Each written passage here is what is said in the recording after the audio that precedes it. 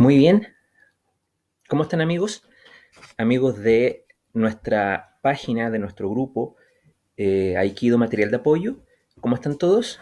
Espero que se encuentren muy bien en este complicado momento que estamos viviendo. Así que bienvenidos a esta tercera tertulia en donde la idea es conversar, comentar distintos aspectos del Aikido. Queremos darle las gracias por la buena recepción que han tenido las dos primeras tertulias, la primera dirigida por nuestro amigo Sensei Héctor Villagómez y la segunda dirigida por nuestro amigo Ricardo Ripalta. Así que bien, hoy día, en día domingo de Pascua de Resurrección, vamos a conversar un poquito de artes marciales, un poquito de Aikido. Eh, lo interesante es que podamos seguir estas charlas que se están produciendo en línea porque tenemos comprometido hasta el momento, hasta el próximo día jueves, con distintos expertos, distintos profesores, maestros, que van a estar compartiendo con nosotros. Hola Héctor, ¿cómo estás? Eh, que van a estar compartiendo estos espacios de conversación, de reflexión, para matar un poco el tiempo, para aprender un poco dentro de las limitaciones que nos permite una charla, porque en realidad, como todos saben, lo más importante es el tatami, y el tatami en este momento no podemos usarlo, por lo tanto hay que trabajar y hay que compartir con los elementos que tenemos, o sea, entrenar en casa, seguir las lecciones de Aikido online, que hay muchos profesores, muchos maestros que las están haciendo, así que creo que es un excelente aporte para que la gente pueda moverse en casa. Así que, bien, bueno, Héctor, que me parece que estás en línea. Creo darte las gracias por la excelente charla del otro día. Creo que efectivamente quedó muy alta la vara. Así que, bien, entrando en materia, todos los expositores se han presentado. Yo me voy a presentar brevemente. Mi nombre es Aldo Corrales, soy uno de los administradores de esta página, que es la página más grande de Aikido en lengua española. Yo comencé a practicar artes marciales en el año 1990 con el karate, pero siempre mi afición, siempre mi gusto fue el sable, la espada japonesa, por lo tanto es lo que yo busqué siempre. Años después comencé a practicar aikido y a través de la práctica del aikido he intentado además seguir aprendiendo y profundizando en el arte del sable, ya que si bien es cierto, no creo que el aikido puede considerarse per se un arte samurái, sí hay una cierta relación histórica de la cual podemos un poco hablar. También he estado trabajando y estudiando Yaido, porque, bueno, contarlo como anécdota, cuando yo partí haciendo Aikido, mi primer profesor trabajaba los kumitachis y los kumiyo, que estaban basados en el trabajo de Saito. Entonces yo un poco ingenuamente pensaba que era, bueno, una forma de manejo de armas. Tiempo después conocí a un profesor de Aikido que también hacía Yaido y él me dijo, bueno, en realidad los Kumitachi y los Kumiyo no son per se sistemas de armas, sino que son más bien formas de trabajar el famoso Riai, que es la unión de los principios del Aikido, ¿no es cierto?, con el trabajo de armas. Entonces me dijo, si tú quieres aprender un poco más de sable o profundizar, deberías hacer Yaido.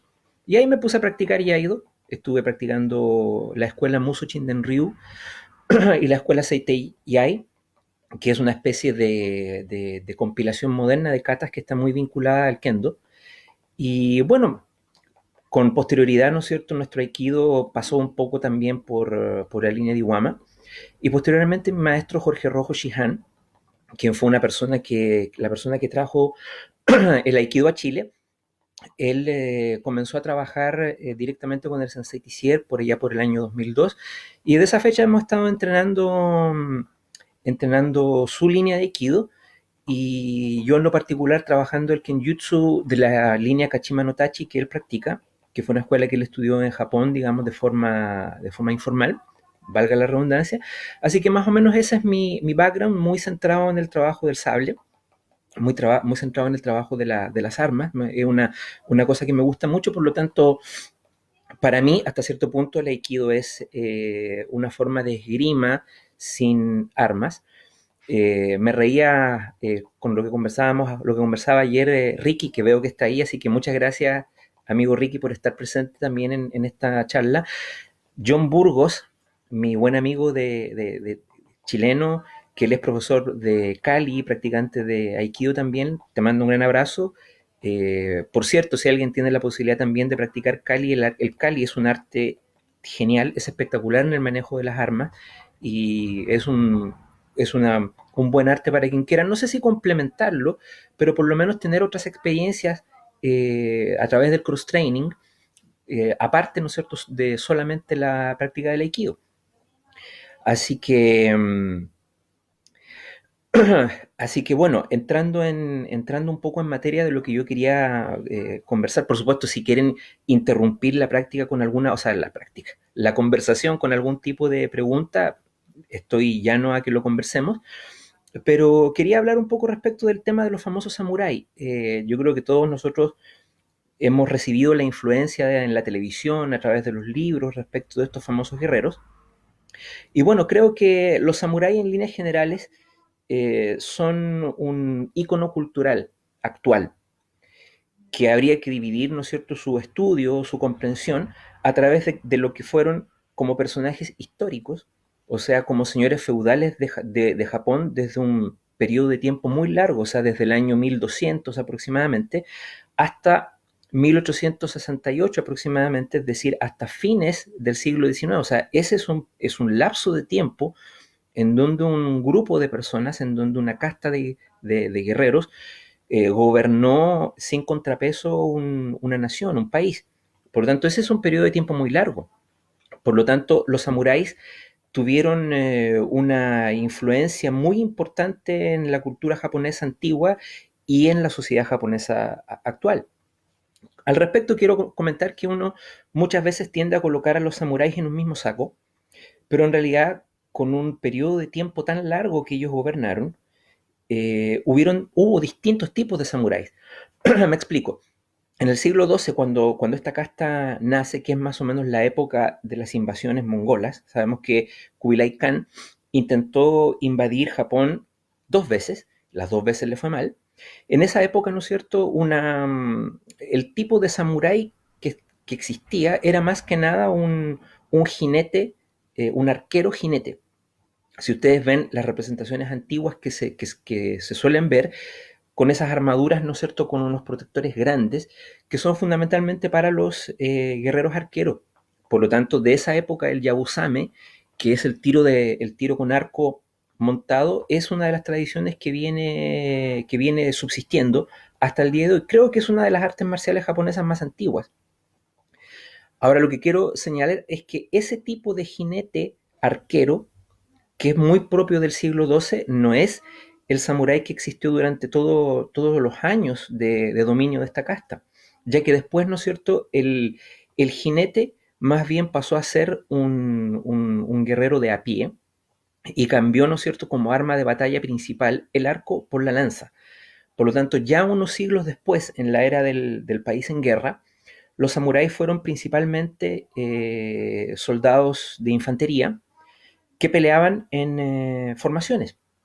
Y de hecho, como ustedes me imagino que saben, los japoneses siempre se han caracterizado por tomar elementos culturales digamos, de otras culturas y, y tomarlos, ¿no es cierto?, y hacerse de esos elementos.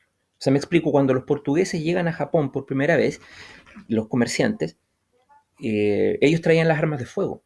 Por lo tanto, los señores feudales lo primero que hicieron fue comprar esas armas y comenzar ya a producirlas. Por lo tanto, en la época de auge del samurái como guerrero, que fue en la época del país en guerra, o sea, antes del siglo XVII, los samuráis eran soldados, ¿no es cierto?, de infantería, también existía la caballería, y también, ¿no es cierto?, las unidades con armas de fuego. Eso es muy importante saberlo. Los samuráis no solamente pelearon guerras solamente con su espada. De hecho, los estudios históricos demuestran que los samuráis el arma principal del samurái en tiempo de batalla era la lanza, y con posterioridad, ¿no es cierto?, las armas de fuego. De hecho, una batalla muy importante de esos tiempos, que fue la batalla de Nagashino, en la cual, ¿no es cierto?, fue destruido, ojo, los restos más importantes del clan Takeda, se peleó con armas de fuego. Ahora, voy a ver, revisar un poco las preguntas, que veo que hay varias que se han hecho, así que denme un segundo. Primero, bueno, los saludos de mi amigo Héctor Villa Gómez, Ricky, genial, mi amigo John Burgos que está por ahí. Ya, vamos a ir, voy a tratar de hacer algunos comentarios respondiendo en orden. Dice Héctor, ¿podrías hablar sobre tu experiencia en Kashima Shinryu? Bien, lo primero que quiero decir, ¿no es cierto?, es que Kashima Shinryu es un Ryu formal, de la cual, ¿no es cierto?, el Sensei Tissier aprendió una facción, que es la facción, ¿no es cierto?, del Sensei Minoru Inaba, y desde esa facción es la que nosotros hemos trabajado. Entonces, lo que puedo comentar respecto de esta escuela es que ha tenido una influencia muy importante en el aikido del Sensei Tissier, y eso son cosas que son muy, digamos, para la gente que lo practica, muy evidente, porque buena parte de las líneas de aikido, no sé si ustedes se han dado cuenta, por supuesto que sí, se trabaja mucho el chomen, es decir, el corte frontal. Por lo tanto, eso se ve, ¿no es cierto?, en gestos como el Chihonage y en otro tipo de gestos que son importantes. En el caso del Aikido de Tissier y la Kashima, el corte más importante de la Kashima es el Kesagiri, el corte diagonal. Por lo tanto, por decirlo en términos simples, el Aikido del Sensei Tissier está lleno de movimientos diagonales y en espiral. O sea, el movimiento básico de la Kashima es un corte diagonal, y sobre eso Sensei Tissier ha construido su estilo de Aikido. Ahora, la Kachima Shinryu o la Kachima Notachi, que es como se llama esta facción, como estilo de sable a mí me gusta. Bueno, primero porque es un estilo que he podido, a través de la enseñanza de Tissier y a través de la enseñanza del maestro Jorge Rojo, que ha tomado clases particulares de esta escuela en Europa, he podido conocer un sistema de Ryu más completo que el trabajo de sable, por ejemplo, que se suele ver con los komitachi de sensei, que vienen del Sensei Saito. Digo esto porque la Kachima tiene una estructura, primero que es una estructura, Héctor, si es que me escuchas, me entenderás, y también Ricky, es una estructura nuclear, o sea, hay un par de principios técnicos y un par de técnicas que se van repitiendo en las distintas series de kata. Entonces, hay una serie de katas de base que se llama Kihontachi, que son 5 técnicas, y esas 5 técnicas que se trabajan por pareja, los principios de movimiento que están en estas técnicas se van replicando y se van viendo en distintos otros katas. Otra cosa curiosa es que el objetivo de esta escuela no es matar, sino que es una escuela cuyo objetivo es controlar y neutralizar al adversario. O sea, todos los katas, si bien es cierto, pueden usarse con una intención homicida, todos los kata tienen una estructura que busca contener, controlar, neutralizar al adversario. Y eso me parece bastante interesante, ya que, de acuerdo a la filosofía de esta escuela, es una expresión del famoso Katsujin Ken, o sea, de la espada que trae la vida, o sea, que busca eso, que busca controlar y reprimir el instinto atacante del adversario. Ahora, bueno, es una escuela relativamente extensa, son catas por pareja, son 40 catas de base, divididos en 5 series, y cada serie tiene un objetivo específico. Otra cosa curiosa es que, a diferencia de, por ejemplo, el Yaido Muso Chinden Ryu, tiene una estructura en 3, o sea, Shoden, que son los katas de iniciación, Chuden, que son los katas que son más bien de nivel intermedio, y Okuden, que son los katas secretos, los katas conocimiento avanzado.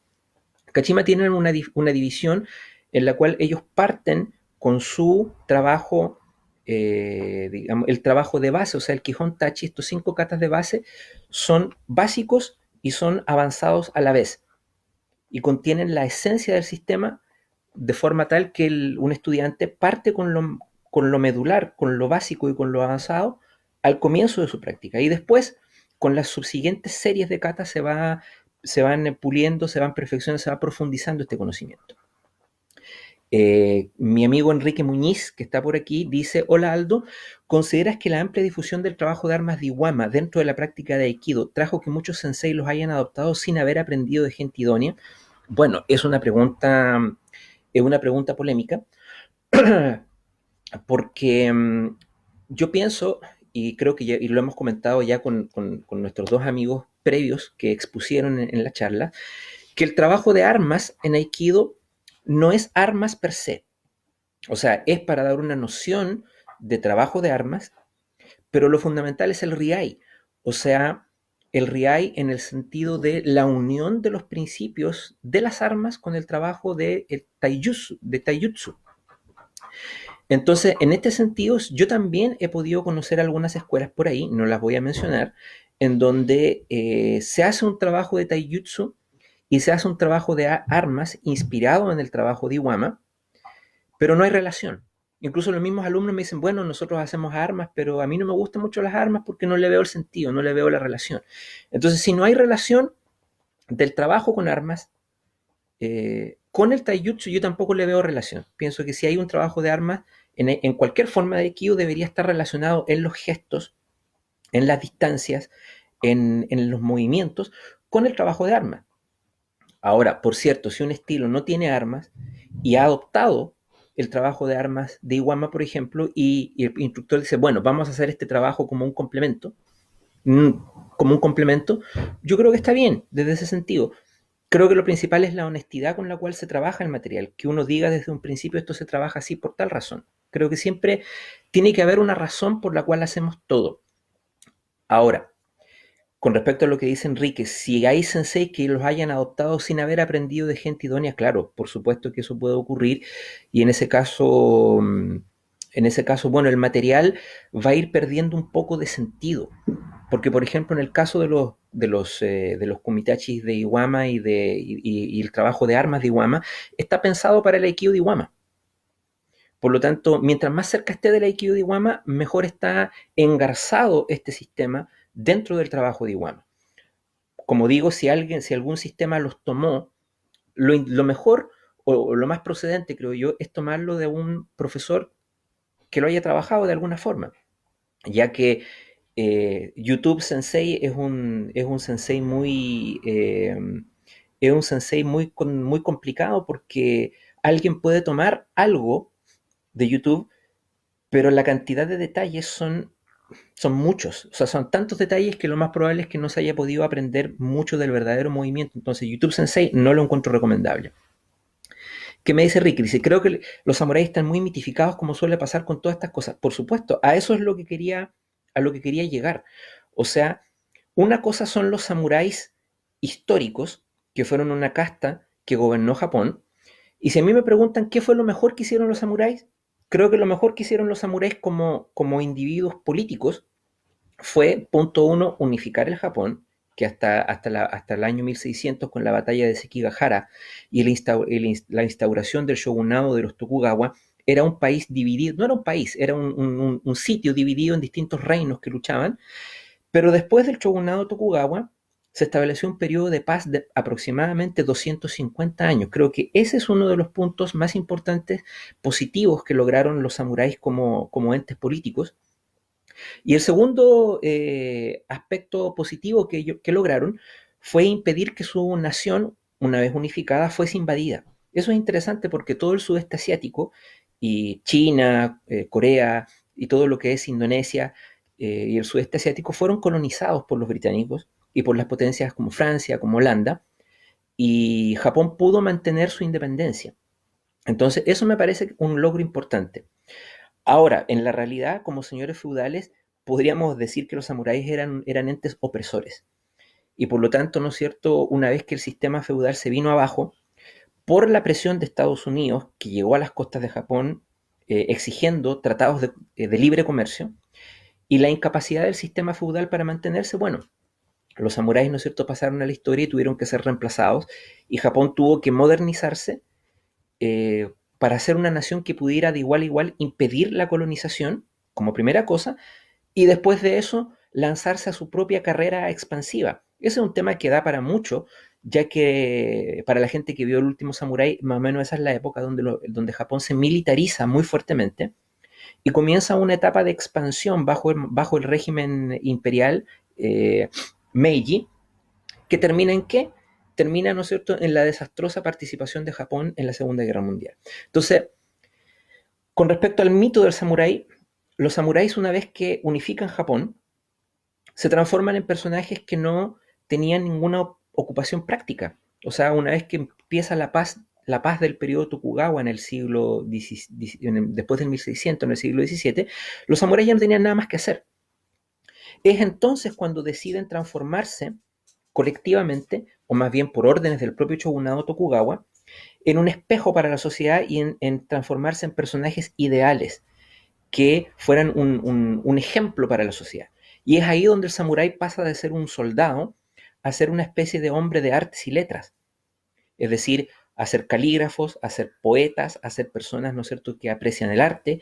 Y en ese momento, en cuando las escuelas, las ryu de sable, de lanza, de jiu-jitsu o de lo que sea, comienzan a sistematizarse y comienzan a dar lugar a las escuelas de las cuales derivan, una vez terminada la etapa de los samuráis, las artes marciales modernas.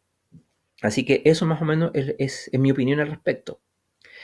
Ricky pregunta, teniendo en cuenta la mala calidad del metal que se dice había en Japón, ¿qué tal eran las armas de fuego que copiaron los japoneses? Buena pregunta. Los japoneses compran un tipo de mosquete de avancarga, o sea, de esos mosquetes que se cargan por la boca del cañón, y los comienzan a reproducir. No tengo conocimiento exacto si eran muy buenos o muy malos, pero conocido es que en Japón el acero era de mala calidad. Por lo tanto, probablemente no hayan sido armas muy buenas. Y los portugueses controlan un poco que las armas que los japoneses compran no sean modelos muy avanzados que puedan traerles problemas. Por lo tanto, los samuráis básicamente manejaban el mosquete de avancarga y después fueron desarrollando, si ustedes han visto las escuelas de Hoyo Jutsu que hay hoy en día, que sobreviven, desarrollaron varios modelos propios que fueron fundamentalmente cañones de mano, unos cañones de mano muy grandes llamados tepo, y algunas formas modificadas de estos propios mosquetes, que son con las que ellos hicieron sus guerras feudales o las últimas guerras feudales. Por eso, para horror de los japoneses, cuando Estados Unidos llega al mando del Comodoro Perry en los famosos buques negros, los japoneses se vieron sobrepasados tecnológicamente totalmente. Por lo tanto, eso acentuó las tensiones internas que motivaron, ¿no es cierto?, la caída del shogunado Tokugawa, porque no tenían, los samuráis ya no tenían elementos tecnológicos a la altura de lo que traían esta segunda oleada digamos, de comerciantes norteamericanos. Por lo tanto, bueno, eso trajo como consecuencia la caída del régimen. Y por lo tanto, está claro que las armas como factor tecnológico eran fundamentales y no les quedó otra que empezar a negociar, que empezar a tratar de aplazar la llegada masiva de los comerciantes para ver si ellos podían en el intertanto ponerse un poco más al día en la parte tecnológica. Eso, bueno, y por cierto, nosotros como comentario aparte, ciertamente las katanas son excelentes espadas, pero hay que tener en cuenta que el acero japonés era muy malo, por lo tanto, fue un gran milagro tecnológico que ellos hayan podido desarrollar una espada de buena factura, con un proceso muy intrincado, teniendo en cuenta la mala calidad endémica del acero que había históricamente en Japón.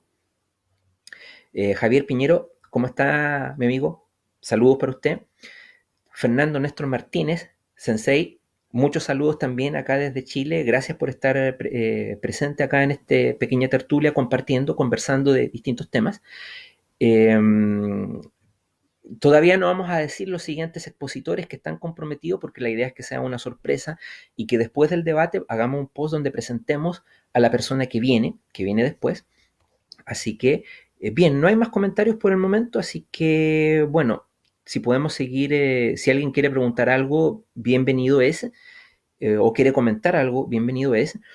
Pero bueno, siguiendo un poco con el tema de los samuráis históricos, el shogunado Tokugawa estaba ya en su fin, porque mantener una sociedad cerrada por mucho tiempo no es fácil. Y los samuráis estaban muy limitados porque el verdadero poder en el shogunado Tokugawa lo tenían los comerciantes. Son los comerciantes los que tenían el dinero. Los samuráis no podían trabajar, al menos formalmente. Y, y eso tuvo como resultado, ¿no es cierto?, que los samuráis eran una clase alta empobrecida. De hecho, como se muestra en muchos documentales, los samuráis se vieron se vieron llevados a una situación de pobreza. Entonces eso generó un descontento muy grande con el shogunado Tokugawa y dos clanes en particular comenzaron a planear la caída de este shogunado. Uno fue el clan Chochu y el otro el clan de Satsuma. Que eso fue lo que dio origen, ¿no es cierto?, a la famosa guerra Boshin, en donde por un lado, ¿no es cierto?, se alza estos clanes defendiendo el poder del emperador, o sea que el emperador, que era hasta en ese momento una figura menor, una figura más bien casi religiosa, retomara el poder político. Y por otra parte, ¿no es cierto?, estaban el shogunado que defendía, ¿no es cierto?, el poder de la dinastía Tokugawa. Y ahí comienza la guerra. A ver, Arturo Moya, ¿cómo está mi amigo? Gonzalo Pérez, Gonzalo, saludos desde el norte, muchas gracias por estar presente acá en la tertulia. Arturo Moya dice saludos de Argentina también, un gusto conocerlo en vivo, muchas gracias. ¿Nos podrían contar un poco acerca de las katanas de muy mala calidad que según se dice les proveyeron a las tropas regulares en la segunda, ahí se me perdió el comentario, en la Segunda Guerra Mundial? Sé que muchas después fueron saqueadas como trofeo por infantes de marina norteamericanos y se venden como katanas samurái, pero son pobres réplicas. Me interesa desde el punto de vista histórico. Ya, buena pregunta. Lo que yo sé es lo siguiente, a ver si nos ponemos un poco en contexto. Para los que vieron El último samurái, se podrán dar cuenta que los samuráis fueron desplazados por el gobierno del emperador, y el gobierno del emperador apoyado por lo que estaba diciendo, por dos clanes de samurái, los Chochu y los Satsuma. Una vez que el clan Chochu y el clan Satsuma derrocan al shogunado Tokugawa, el último shogun, Tokugawa Yoshinobu, entrega el poder al emperador Meiji, al emperador Mutsuhito. ¿Y el emperador qué es lo que hace? El emperador lo que hace es modernizar el ejército, crear un ejército moderno con instructores franceses, con instructores prusianos, y los samuráis que lo habían ayudado a derrocar a los Tokugawa, o sea, a los Chochu y los Satsuma, se ven a su vez, entre comillas, traicionados por el nuevo régimen que elimina la casta de los samuráis. Entonces, por ejemplo, el gran guerrero del clan Satsuma, Saigo Takamori, que luchó a favor del emperador y en contra del shogunado Tokugawa, este guerrero se ve traicionado porque dice: yo he luchado por el emperador y ahora el emperador, a quien ayudamos a poner en el poder, nos quita y nos hace desaparecer como casta. Entonces Saigo Takamori a su vez se rebela en contra del emperador en la guerra Seinan, en la rebelión de Satsuma, que son los acontecimientos que muestra el último samurái, ya que Saigo Takamori es en realidad, ¿no es cierto?, Katsumoto, el personaje que es uno de los principales del último samurái, es él. Y por lo tanto, una vez terminada esta rebelión, se produce en el ejército japonés un rechazo a la tradición samurái. Y las espadas, las katanas, son reemplazadas como arma por sables de caballería occidentales. Por lo tanto, en ese momento el ejército japonés era un ejército completamente anti-samurái. ¿Qué es lo que ocurre después? Lo que ocurre después, de acuerdo a las distintas crónicas históricas que he leído, es que los soldados japoneses se dan cuenta que la katana como arma es más útil que el sable de caballería occidental. Les es a ellos más útil, y por lo tanto, ¿no es cierto?, cuando Japón inicia su expansión militarista, el ejército decide rescatar la katana y decide rescatar los valores de los samuráis que habían sido dejados atrás como cosas propias del pasado, y los decide rescatar y los incluye en una especie de neo-buchido en el ejército japonés, que es el que participa en la Segunda Guerra Mundial. Por lo tanto, textos que nadie conocía, que eran textos locales, como el famoso Hagakure, que es un tratado de Bushido que pertenecía al clan de Nabeshima, son rescatados y son puestos en manos modernas, en manos del ejército, y es de ahí donde comienzan a popularizarse. Ahora, con respecto a las katanas, efectivamente se producen katanas en serie, con acero industrial de baja calidad, que se llaman gunto. Gunto es la katana que se utiliza en la Segunda Guerra Mundial. Y es un tipo de katana que incluso tiene una empuñadura, que si ustedes ven la foto, es una empuñadura metálica que simula, ¿no es cierto?, el encordado típico, clásico de las katanas verdaderas, lo simula. Entonces, ¿qué ocurrió? Después de la Segunda Guerra Mundial, este tipo de espadas fueron traídas como trofeos de guerra por parte de los estadounidenses y fueron compradas y llegaron en masa a Estados Unidos. Ahora, un detalle interesante es que muchos oficiales japoneses eran efectivamente descendientes de familias samuráis y por lo tanto muchos de ellos, ¿qué es lo que hacían? Tomaban una katana histórica, una katana que era un tesoro familiar, y le cambiaban la empuñadura por una empuñadura de un gunto y por una vaina de un gunto y la llevaban a la guerra. Entonces es de ahí donde donde viene la información de que hay muchas katanas de calidad histórica, reales, de calidad verdadera, que fueron a la Segunda Guerra Mundial. Muchas de ellas se perdieron en los aviones de los kamikaze y muchas de ellas viajaron a Estados Unidos como trofeos de guerra sin que los dueños se dieran cuenta que en realidad no era una espada común, una espada hecha en forma industrial, sino que fueron espadas reales y algunas de ellos se descubrieron en países como Estados Unidos. Eso es lo que se puede decir. De hecho, aquí este punto no estoy tan seguro, pero me parece que el gobierno japonés reniega de las espadas Gunto, que no se consideran katanas verdaderas, y que si alguna es descubierta en Japón, es ordenada su destrucción.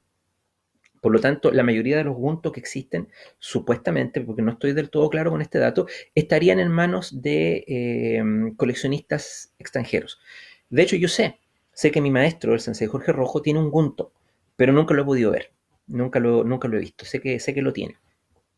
Espero, amigo Arturo, que haya quedado contestada la pregunta. Si no es así, puedes seguir escribiéndose. Aquí hay tiempo, estamos para pasar el tiempo y para entretenernos. Miquel Rodríguez me pregunta, ¿qué importancia se le da en general a la estrategia en el trabajo de armas del Aikido? Ah, buena pregunta. A mí me da la impresión, y esto es una respuesta personal, por lo tanto puedo estar totalmente equivocado, así que si alguien sabe algo más puede comentarlo. Cuando hablamos de estrategia, hablamos de una idea a través de la cual se orienta una técnica para obtener un resultado.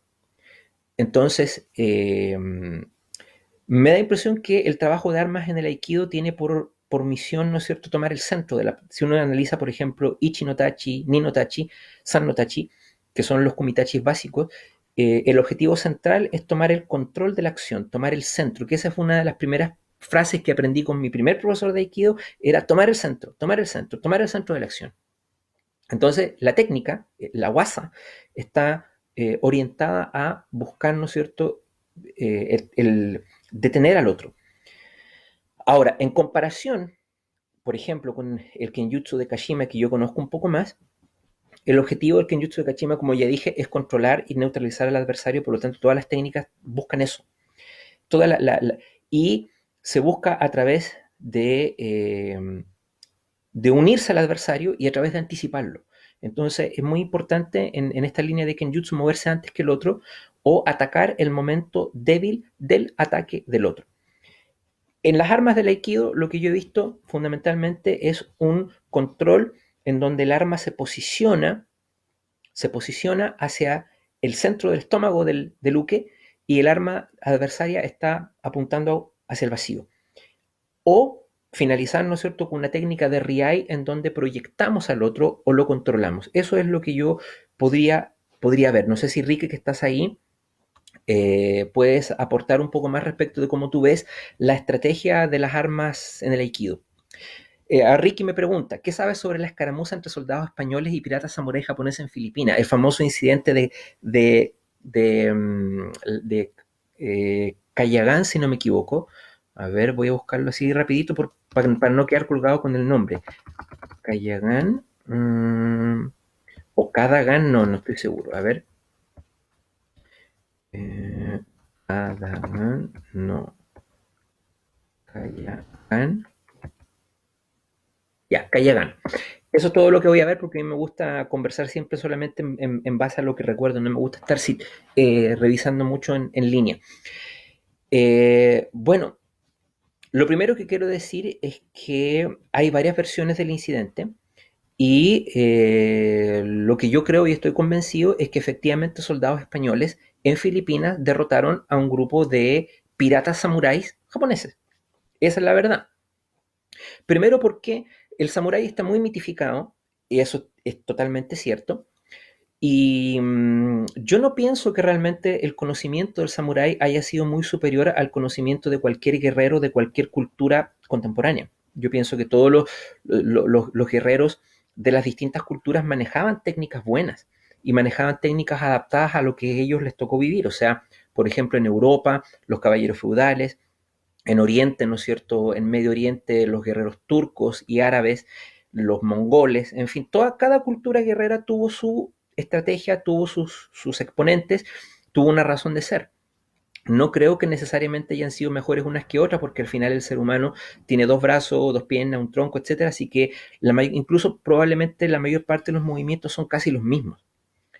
Ahora, los soldados españoles eran soldados de élite en aquella época. O sea, los soldados de los tercios, en fin, todos ellos eran muy buenos. Por lo tanto, no me parece descabellado que le hayan ganado a un grupo de piratas samuráis. No creo que eso vaya en contra de decir que los samuráis eran buenos. Yo pienso que los samuráis eran buenos por la sencilla razón de que mantuvieron a su país independiente, cosa que no todas las culturas pudieron hacer. De ese punto creo que fueron buenos.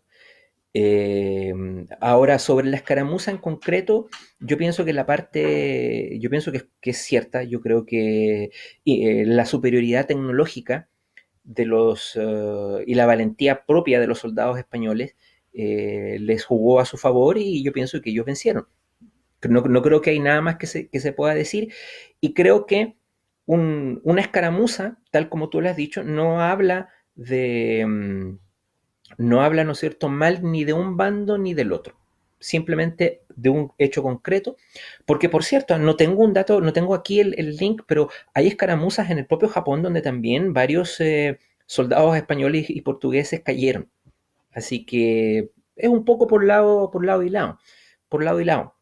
Ahora, lo concreto es que si Japón alguna vez estuvo a punto de ser invadido, no fue necesariamente gracias a la parte militar, sino que fue gracias a la penetración de los misioneros jesuitas. Los misioneros jesuitas lograron, antes de la unificación del shogunado Tokugawa, o sea, antes de 1600, lograron eh, convertir al catolicismo a varios señores feudales japoneses. Por lo tanto, lo más probable es que si esos señores feudales japoneses hubiesen llegado al control del país, Japón hubiese sido un país católico. De hecho, hay algunas películas muy interesantes como Silence, de Martin Scorsese, que yo la recomiendo mucho, que hablan un poco sobre el periodo de los misioneros japoneses, perdón, de los misioneros españoles y portugueses en Japón, y qué relación tuvieron estos misioneros. Porque de hecho, tan cierto es esto, que Tokugawa Ieyasu, el primer gran shogun de la dinastía Tokugawa, que sería Toranaga en Shogun, para los que quieren ver la miniserie y se hacen una idea, tanto es así que él se da cuenta del peligro que representan los misioneros cristianos, que finalmente realiza la última guerra, que es, ¿no es cierto?, en contra de los cristianos de Shimabara en Japón, que se rebelan en contra de la prohibición total del ejercicio del cristianismo en Japón, que son masacrados en la fortaleza, en el castillo de Shimabara, son masacrados finalmente, y su líder, ¿no es cierto? ¿Cómo se llamaba el líder de la rebelión de Shimabara? Que es un personaje de videojuego. En el video Samurai Shodown hay un personaje, Shiro Amakusa. Shiro Amakusa fue el líder y son masacrados y finalmente el cristianismo y la influencia política que podría tener desaparecen de Japón definitivamente, aunque sabemos que siguieron existiendo cristianos ocultos. Eso es una verdad histórica. Hubieron cristianos ocultos. A ver si hay más preguntas. Héctor Villagómez dice, se dice que el Aikido es esgrima sin sable. ¿Tú crees que verdaderamente existe una relación entre sable y Aikido siendo que su origen es el Daito Ryu? Súper buena pregunta, Héctor. Súper buena pregunta. Yo me declaro ignorante, pero voy a dar mi opinión, lo que yo pienso. Eh, yo pienso que el Daito Ryu, como nosotros lo conocemos, no soy un experto, mi maestro tomó algunas clases con Katsuyuki Kondo, por lo tanto él alguna vez nos mostraba alguna poquita cosa que aprendió en Japón en relación con cosas del Aikido como para ver algunas diferencias. A mí me parece que Sokaku Takeda es un maestro que ¿no es cierto?, desarrolló, que expandió, que dio a conocer el Daito Ryu, pero que él además era maestro de sable de la Ono Haito Ryu y tenía también conocimientos bastante sólidos de la Kashima Shinden Jiki Shinkage Ryu, que había estudiado con el maestro Sakakibara Kenkishi. Por lo tanto, me parece que él mantenía separadas las enseñanzas. Su Kenjutsu aparte de su Aikijutsu. Por lo tanto, si bien es cierto, el Aikido, Morihei Ueshiba, el maestro Ueshiba, toma elementos de esgrima que los tomó de la Kashima Shinto Ryu. eh, yo pienso que en el fondo lo que hacía Ueshiba, el maestro Ueshiba, siempre fue Daito Ryu Ueshiba Ha. O sea, él le incorporó elementos de la Kashima Shinto Ryu a su Aikijutsu y eso es lo que él hacía. Por lo tanto, es desde la perspectiva de Ueshiba que se usan las armas, como integradas al Aikido. Porque hasta donde yo he podido saber, y de acuerdo a la interpretación de algunos expertos en Daito Ryu, que me corrija libremente a alguien si tiene un conocimiento más preciso, la Daito Ryu no usa per se, no tiene un trabajo per se de armas. O sea, si yo hago Daito Ryu y voy a entrenar armas, es porque voy a entrenar Ono Haito Ryu fundamentalmente.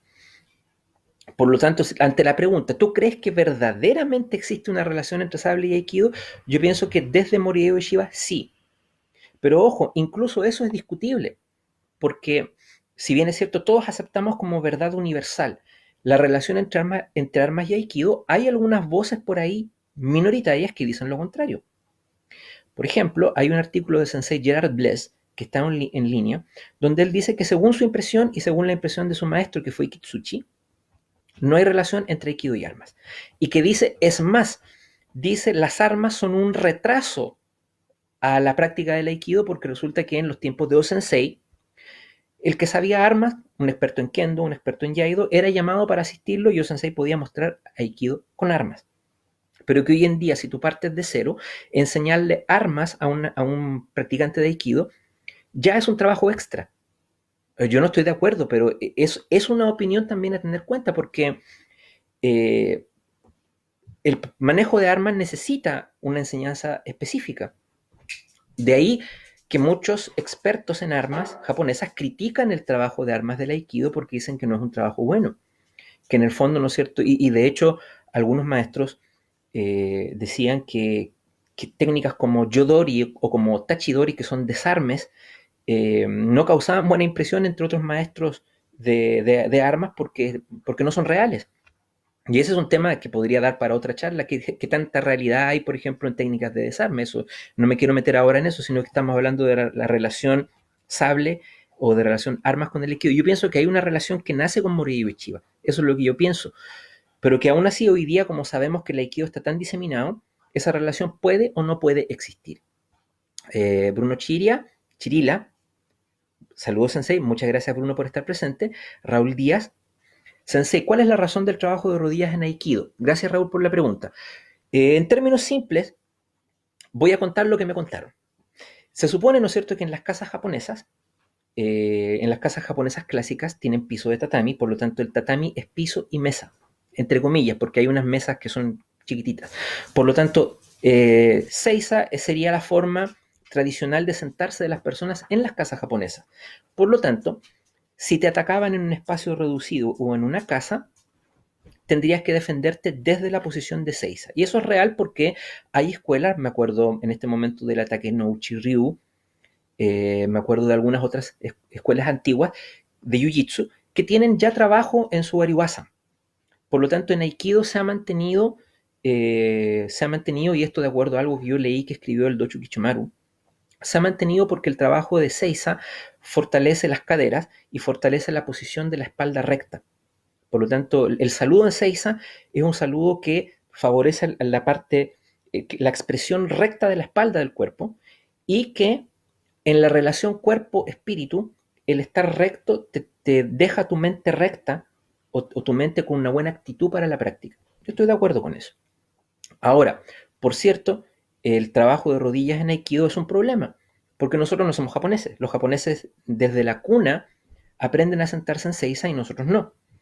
Por lo tanto, el trabajo de rodillas, que se supone fortalece las caderas, fortalece el trabajo de anticipación, fortalece las rodillas, los tobillos, etcétera, aun cuando hay trabajo de rodilla de distintas formas. Hay distintas formas de trabajar en Aikido. Distintas líneas trabajan, algunas en Kisa, o sea, sentados sobre los talones, y otras trabajan en Seiza sentados sobre los empeines, cuyo trabajo es distinto. La discusión está en si los beneficios son superiores a los perjuicios. Ese es, si los perjuicios son mayores o menores que los beneficios en trabajar de rodillas. Yo ahí, principalmente, sinceramente, si no tuviera que forzosamente por indicaciones de mi maestro ver su Ariwasa, yo no lo trabajaría, porque creo que los perjuicios son a largo plazo mayores que los beneficios. Sin embargo, como el programa lo incluye, yo trato de hacer lo mínimo en su Ariwasa, lo mínimo. Y si hacemos poquito, pero bueno, porque pienso que en realidad el riesgo de lesionar las rodillas por un mal Subariwasa es muy grande. Ricky dice sobre la estrategia de armas en el Aikido, estoy de acuerdo contigo. Súper bien. O sea, creo bien que estemos de acuerdo. Javier Piñero me pregunta, dice, el trabajo de armas de Sao Tomé propone esto que mencionas de ganar el centro duque desde el inicio. Se puede apreciar el de los Marubachi y los Kumitachi. No soy, estimado Javier, un gran conocedor del trabajo de armas de Sensei Sao Tomé. Respeto mucho a Sensei Sao Tomé como artista marcial. Creo que es un brillante artista marcial. De hecho, Sensei Tissier, cuando supo que Sao Tomé Sensei se iba hacia Norteamérica, dijo, qué suerte tienen los norteamericanos. Así que, a mi modo de ver, eso resume la extraordinaria calidad marcial del Sensei Sao Tomé. No me quiero meter mucho en el tema de Sao Tomé Sensei porque no quiero decirlo, pero uno de nuestros próximos tertulistas va a tocar eso porque está relacionado con esa línea. Así que vamos a esperar hasta su tertulia para poder saber más respecto del Sensei Sao Tomé. Javier Piñero dice, Enrique Muñiz puede aportar mucho sobre esta línea, totalmente de acuerdo. Miquel Rodríguez dice, se comenta que Osensei solía trabajar armas para dar explicaciones de ciertas técnicas, pero a su vez prohibía a sus alumnos trabajarlas. Entonces se puede entender que muchos alumnos cogieron y recopilaron los movimientos que pudieron y muchos otros buscaron en otros sistemas de esgrima. ¿Qué opinas de esto? Totalmente de acuerdo, Miquel. Cito una entrevista en video que hay de Sensei Tissier, donde le preguntan sobre su trabajo de armas y él dice que, bueno, cuando él llega a Honbudoyo, Sensei acababa de morir en el año 69. Entonces, la práctica estaba prohibida. Ya estaba prohibida por Sensei la práctica de armas en Honbudoyo. Y esto da solo para una pura charla respecto de esta polémica, porque las visiones de por qué está prohibida, tanto para la gente de Honbu como para la gente de Iwama, son totalmente opuestas. Así que no me quiero meter ahí. Solamente el dato duro es que Sensei Tissier dice que la práctica de armas estaba prohibida. Entonces, eso llevó, dice, a muchos a incursionar en distintas escuelas de sable para poder complementar o para poder adaptar su trabajo de Aikido. Por lo tanto, bueno, yo pienso que si a mí me preguntan si eso está bien, yo digo que está bien, porque creo que el Aikido puede enriquecerse y debe enriquecerse en forma continua, porque si hacemos caso a la historia o a la leyenda, O-sensei fue un reformador, fue una persona que innovó. Entonces, desde ese punto de vista, a mí personalmente no me calza mucho que una persona que innovó dijera, ya, aquí está el arte y ahora lo que vamos a hacer es mantenerlo tal cual está, para el final de los tiempos. No me calza, por lo tanto creo que está bien que algunas personas puedan irle agregando detalles a su práctica y enriquecerla y otros no. Como también me parece que es súper válido y que debe existir un trabajo más cercano al trabajo del fundador. Es como un árbol. Las raíces siempre son importantes. Es importante que alguien lo trabaje, que no se pierda, que siga allí para la gente que quiere investigarlo, que quiere estudiarlo. Yo estoy de acuerdo que hay líneas de Aikido que son más cercanas al trabajo del fundador y otras menos cercanas. Que existan ambas me parece que está bien. Si el problema está en cuanto creemos que lo que yo hago es lo mejor, ese es el problema.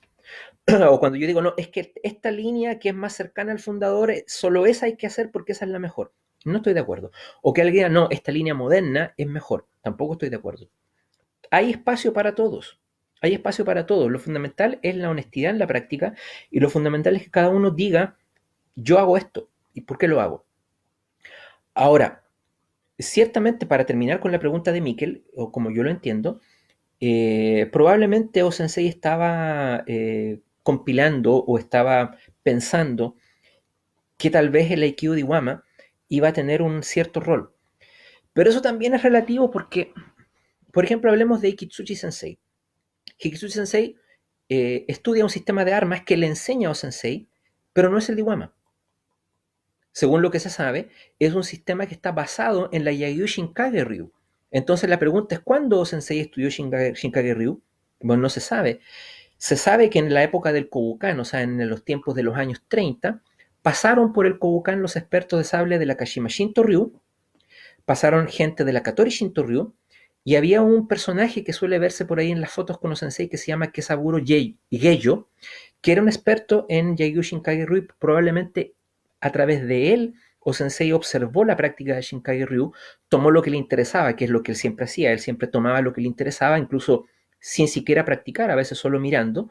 Y parte de ese contenido se lo enseñó a Ikitsuchi Sensei, que desarrolló una práctica que se llama la Chochikubai no Ken, que es una práctica de sable que no es el Ken de Iwama, y que sin embargo está aparentemente en línea directa con la enseñanza de O-sensei. Entonces O-sensei, por lo visto, yo eso lo creo, enseñó distintas cosas de su bagaje marcial a distintas personas y en distintos lugares, siendo por supuesto su base en sus últimos años lo que él le enseñó a Saito Sensei, constituyendo la base en el fondo lo que nosotros llamamos como armas del Aikido. O sea, cuando hablamos de armas del Aikido, nos referimos ya sea por línea directa de Iwama o por otros profesores que estudiaron un poco, en el fondo al trabajo desarrollado en Iwama. Ricky dice, respecto a la pregunta de Héctor, si Aikido es esgrima sin sable y con sable, ¿por qué cuando entiendes Aiki te das cuenta que tiene mucho que ver con el concepto del corte? Cortamos, que me dé el computador, cortamos con el cuerpo, no es que usemos el cuerpo como si tuviéramos un sable. A ver más. Ver un sable, a ver, no es, repito todo, respecto a la pregunta de Héctor, si Aikido es esgrima sin sable y con sable, porque cuando entiendes Aiki, te das cuenta que mucho tiene que ver con el concepto del corte? Cortamos con el cuerpo, no es que usemos el cuerpo como si tuviéramos un sable, que también, sino que en cierta forma nuestro cuerpo es un sable. Totalmente de acuerdo. Lamentablemente, el Aiki, como lo planteó Ricky ayer, es un conocimiento perdido. Es un conocimiento perdido en el mar del Aikido actual, por lo tanto yo no me puedo pronunciar mucho al respecto porque no lo he experimentado. Lo único que puedo decir al menos es que tanto en Iwama y en la línea del Sensei Tissier, que es lo que nosotros hacemos, se trata de un Aikido biomecánico, o sea, basado en la biomecánica corporal. No basado en ningún concepto, digamos, muy, muy etéreo, sino que basado simplemente en cierta biomecánica. Por lo tanto, a lo que dice Ricky Riru, totalmente de acuerdo. Lástima que no sea un conocimiento, este conocimiento del Aiki, pensado en un conocimiento de cómo mover el cuerpo de una cierta forma específica, no lo podamos conocer todavía, más masivamente. Ricky dice, es algo que no es evidente a la vista porque va por dentro. Totalmente de acuerdo. Walter Valenzuela Kobayashi, ¿cómo está mi amigo Walter? Todavía me acuerdo de ese seminario que coincidimos en Valdivia. Chihan Tissier es un claro ejemplo de las consecuencias del trabajo de rodillas para los practicantes occidentales. Totalmente de acuerdo. Pero ojo, Sensei Tissier ha dicho específicamente que su lesión de rodillas no viene del Sugariwasa, o específicamente del Sugariwasa. Él dice que mientras estaba en Japón y él entrenaba con sus compañeros de práctica, o sea, con Sensei Yasuno, con Sensei Miyamoto, ellos eran muy competitivos entre sí y que a ellos lo invitaron a practicar a sesiones especiales de meditación, sesiones de Zazen, y que en esas sesiones entre ellos competían por quién era y quién se sentía más samurái. Por lo tanto, estaban horas meditando. Y Sensei Tsier dice que eso fue una mala práctica pésima que él siguió de esas sesiones que finalmente, ¿no es cierto?, le destruyeron las rodillas. Entonces él se echa la culpa de que fue por su irresponsabilidad, por no ser responsable con su cuerpo.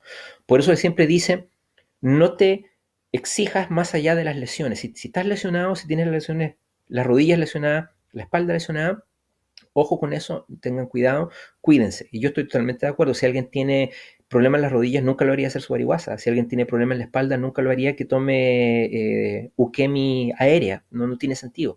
Tenemos un solo cuerpo. Así que hay que cuidarlo. Y efectivamente, Walter, estoy de acuerdo que Sensei Tissier aprendió a la mala una lección que realmente, ¿no es cierto?, ojalá no tuviéramos que aprender. Ahora, si eso tiene que ver con que el tipo de Subariwasa es bueno o malo, no me pronuncio. No me pronuncio. Yo, por lo menos, tengo lesiones preexistentes un poco en las rodillas y cuando hago Subariwasa y lo hago bien, no me trae mayores problemas. Javier Piñero dice, ¿crees que tal vez el trabajo de armas le falte una sistematización de la enseñanza? Digo, no solo hacer los komitachi, que es lo que generalmente se ve, sino un trabajo progresivo de suburis, de guardia, darle tiempo a elementos para llegar a hacer de forma más consciente los komitachi. Javier, totalmente de acuerdo. Es que, ¿qué es lo que pasa? Lo que pasa es que si la enseñanza en armas, o sea, para poder aprender armas hay que dedicarle tiempo y hay que tener un método. Por lo tanto, si tú tienes una clase de Aikido, si tienes 3 clases de Aikido a la semana y ves armas una vez al mes, no me parece lo más adecuado porque no hay un tiempo para dedicarle a lo fundamental que son los suburi. O sea, para hacer armas primero hay que pasar por suburi. Después, a mi modo de ver, hay que trabajar nosotros suburi, los kamae, desplazamientos. Y una vez que esos elementos están medianamente internalizados, se puede empezar a trabajar algún tipo de trabajo por pareja, algún tipo de kumitachi. Entonces, el problema es si yo trabajo armas, ¿cuándo las trabajo? ¿Con cuánta intensidad las trabajo? ¿Y con qué alumnos? Entonces, como experiencia personal, en mi escuela, que es una escuela chica, o sea, en su tiempo donde hay más gente juntando niños y adultos, no hay más de 30 personas o 35. Lo que yo hago con respecto a las armas es, cuando hacemos armas, porque todo esto, yo ya no trabajo los kumitachis. Yo trabajo las técnicas de Ken del Sensei Tissier. El Sensei Tissier, aparte del Kenjutsu de Kashima, tiene algunas técnicas de Ken que son sueltas. Por lo tanto, yo suelo trabajar un poco ese tipo de técnicas y trabajo todavía un poco el yo que podríamos decir que viene de Iwama. Pero cuando hacemos clase de yo, hacemos suguri, hacemos kata y después hacemos algo así como alguna técnica de yodori o algo como para hacerlo más entretenido. En el verano, cuando hay más tiempo, podemos trabajar un poco más en detalle, clases enteras, kata de 31, kata de 13, como para hacerlo un poco más variado en la práctica de los veranos. Entonces, la respuesta es si se necesita sistematización, yo pienso que sí, porque no se puede construir una casa por el techo, hay que partir por la base. O sea, primero trabajar los suguri, después trabajar los desplazamientos, después trabajar un poco trabajo por pareja, pero para eso se necesita tiempo. O sea, yo, por ejemplo, que me gusta mucho el Kenjutsu de Kashima y que lo trabajo, no lo trabajo con Aikido, no lo trabajo en clase de Aikido, lo trabajo aparte con personas que tengan este mismo interés específico por el sable japonés, lo trabajamos aparte y le dedicamos tiempo aparte. Eso, tenemos un grupo aparte que hace Kenjutsu. Espero, Javier, si se respondió la pregunta. Manu Montes, ¿qué tal? Tenía entendido que las armas no se enseñaban en Hombu Dojo para no competir con las escuelas de Kenjutsu, porque no fue prohibido por Sensei, sino por su hijo. ¿No fue así? Saludo. Bueno, creo que ya me refería al tema de lo que yo sé. O sea, Sensei Tissier dice que cuando él llegó a Hombu Dojo en el año 69, las armas ya estaban prohibidas por O-Sensei. ¿Por qué las prohibió Sensei? Hay distintas versiones. Tengo entendido que la gente de Iwama dice que las prohibió porque O-Sensei quería que fueran solo a Iwama a aprender las armas. La gente, Sensei Tissier dice, no lo sé. Y da como consecuencia de eso que eso fue lo que llevó a que muchos maestros llevaran a aprender escuelas de armas. Ahora, para mí una cosa es clara. Las armas del Aikido, a mi modo de ver, no compiten con el Kenjutsu porque los objetivos son distintos. El Kenjutsu son escuelas antiguas que buscan, ¿no es cierto?, que buscan como objetivo entregarte un conocimiento marcial que viene compilado de siglos y que el objetivo es ese, que ese conocimiento marcial se pase más o menos intacto de una generación a otra. Ese es más o menos el objetivo central de las escuelas de Kenjutsu. En cambio, el Aikido, las armas de Aikido, como ya hemos dicho, son más bien un complemento. Entonces, claro, si yo quiero hacer Kenjutsu y entreno en un dojo de Aikido donde hacen Aikiken, los Kumitachi y los Kumiyo, no estoy haciendo Kenjutsu. Pero si no tengo la opción de hacer Kenjutsu, entonces, bueno, este conocimiento está bien. Si quiero profundizar, bueno, sería de repente tal vez hacer un poco de Kendo, un poco de Iaido, puede servir. Pero para mí no hay competencia porque las armas del Aikido son para la gente que hace Aikido. Son para tratar de establecer relaciones con los movimientos de Aikido. Eso es lo que creo. Mark dice, hola, recién caigo, después veo que me perdí. Bueno, No sé si será de tu gusto porque Marx, tú eres un hombre que le gusta el aikido aplicado, que le gusta el aikido a nivel más bien de defensa personal, de defensa más bien la parte combativa, y hoy día hemos estado más bien tocando un poco temas de históricos, un poco de temas de armas, eso es lo que hemos estado conversando. Miquel Rodríguez dice, yo personalmente trabajé muchos años en la línea de Mikio y Kitsuchi y el trabajo de Bo, el Masakatsu Bujutsu, porque es un arma totalmente desconocida prácticamente en el mundo del Aikido. ¿Y por qué hay tantas diferencias en Aikiken y en el Chochikubai no Ken? Bueno, esa es una buena pregunta que no tiene, que yo lo veo de la siguiente forma.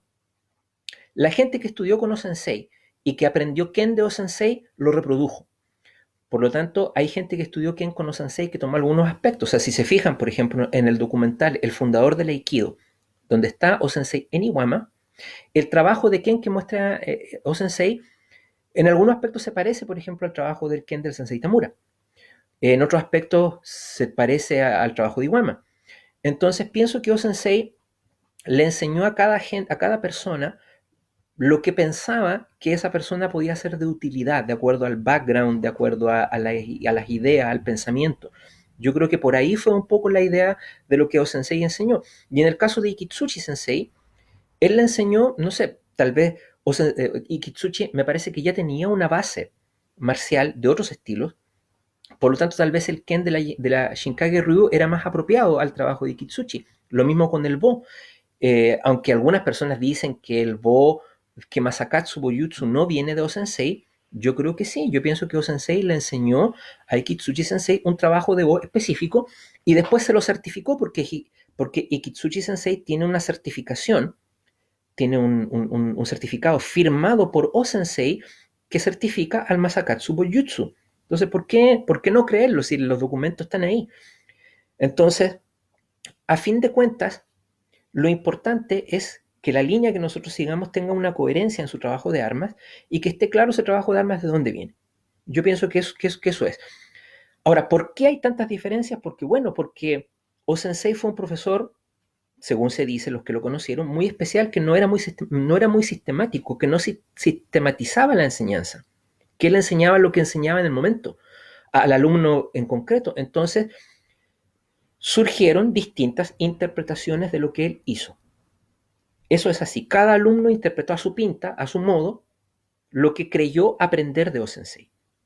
Por lo tanto, algunos que fueron más cercanos aprendieron más y lo interpretaron de una forma, por decirlo así, más canónica. Y otros lo interpretaron de una forma más libre. Yo no veo más que eso. ¿Qué dice mi amigo Sensei Enrique? Yo creo que tanto Takeda como Ueshiba tenían un trabajo de arma, o que incluso que encajaban con ellos y que la mayoría copió y robó de su maestro. ¿Sí? ¿Por qué no? Claro que sí. Claro que sí, en ese, hay que entender que Takeda era un sensei que viajaba por Japón enseñando por dinero, eso ya se comentó, y por lo tanto él, en vez de ser muy nuclear con sus principios de Aikido, él, él hizo de cada secuencia técnica una técnica. Por lo tanto, por eso es que la Daito Ryu tiene muchísimas técnicas, muchísimas técnicas, porque él fue sistematizando, porque según tengo entendido, él cobraba por técnica. Él cobraba por técnica, él valoraba mucho su trabajo y en los seminarios que él hacía con los cuales se ganaba la vida, cobraba por técnica, por lo tanto siempre se buscaba de ir, cada vez se preocupaba de ir mostrando técnicas nuevas. Eso es lo que yo creo. Y por lo tanto, a él me parece que le daba lo mismo si la gente aprendía o no aprendía. Él le enseñaba, proyectaba a la gente, le inmovilizaba y le daba lo mismo. Que él solamente con sus alumnos más cercanos trabajaba de una forma más pedagógica. Así que con las armas, yo pienso que eso fue así también. Eh, Se me perdió el. Aquí está el cursor. Ricky dice: Javier, en Iguama el trabajo de armas está completamente sistematizado. Totalmente de acuerdo. Iguama tiene un sistema muy complejo y muy completo de armas, con todos los pasos.